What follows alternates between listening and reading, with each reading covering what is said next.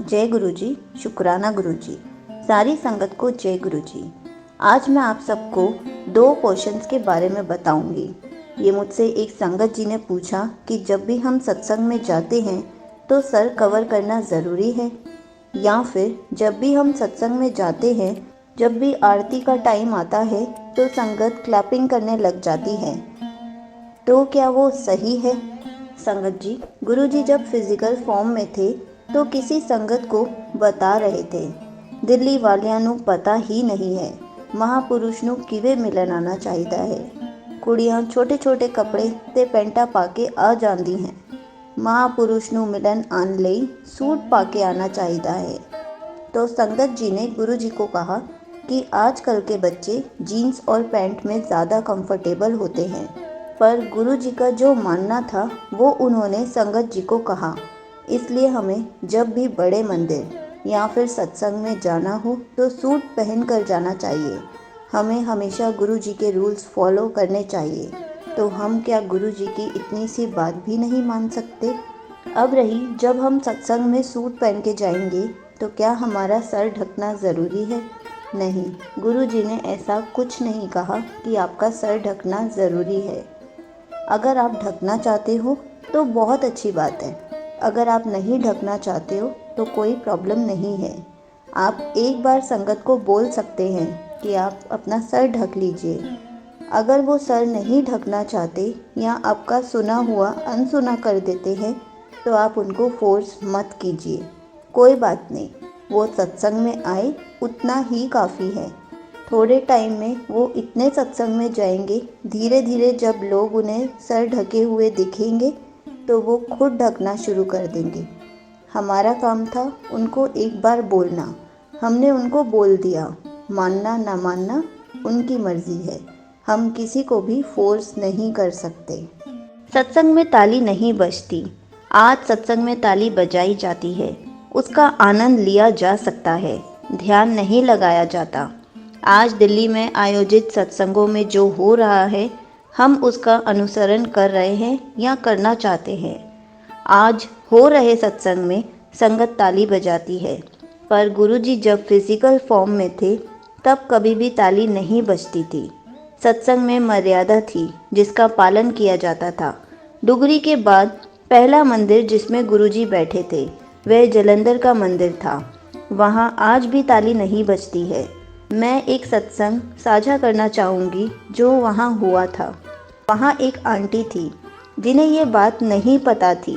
वह मंदिर गई और वहाँ सत्संग के लिए बैठी और हमेशा की तरह ताली बजाने लगी। तुरंत ही दूसरी आंटी ने उन्हें रोका। पहले वाली आंटी ने कहा, हम दिल्ली में तो ताली बजाते हैं। दूसरी आंटी ने सरलता से उत्तर दिया, हमें नहीं पता कि संगत क्या करती है क्या नहीं करती है। हम वही करते हैं जो हमारे गुरु ने हमें सिखाया है और यही फॉलो होगा जो गुरुजी शुरू करवा के गए हैं। यहाँ ताली नहीं बजती, बात तो सही है। जलंधर मंदिर में आज भी ताली नहीं बजती। ये तो हुआ जो गुरुजी ने सिखाया। एक और बात शेयर करना चाहूँगी। हम अपने गुरुजी के साथ एक पर एक सीधा संबंध बनाने के लिए सत्संग में जाते हैं। हम वहाँ जाते हैं क्योंकि हम आध्यात्मिक विकास में आगे बढ़ना चाहते हैं। जब हम शब्द सुनते हैं और ध्यान लगाते हैं तब गुरु जी के साथ हमारा कनेक्शन बनता है। उस समय अगर ताली बजा के या शब्द और भजन गा के बर्बाद किया तो 2 घंटे बर्बाद हो जाएंगे। फिर हम कहते हैं गुरु जी ने हमारी समस्याओं का निवारण नहीं किया। कहाँ से करेंगे? गुरु जी के साथ हमने टाइम कहाँ बिताया? हम तो पार्टी करने गए थे, गाना गाया, ताली बजाई, डांस किया, खाना खाया, चाय पी, एंजॉय किया और आ गए।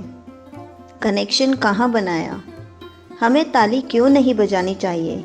इसकी वैज्ञानिक व्याख्या है, जब हम शब्द सुनते हैं तो उनके बजने वाली वाद्यंत्रों से निकले धुन हमारे बाएं और दाएं मस्तिष्क को बराबर करती है।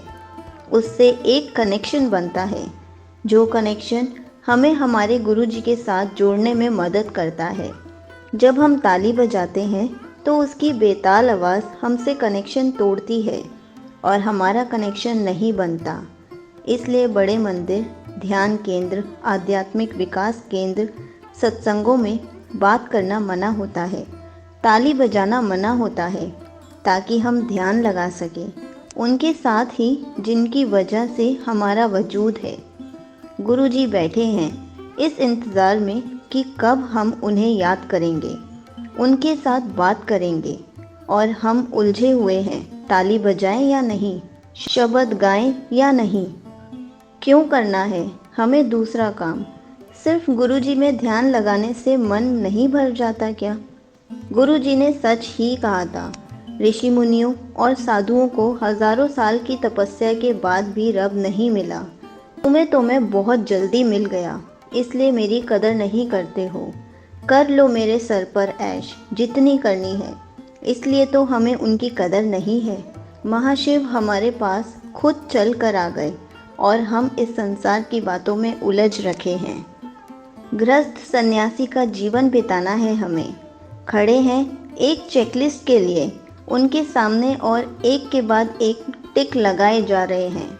वो लिस्ट तो यहीं रह जानी है। महाशिव के पास तो सिर्फ हमारी रूह जानी है।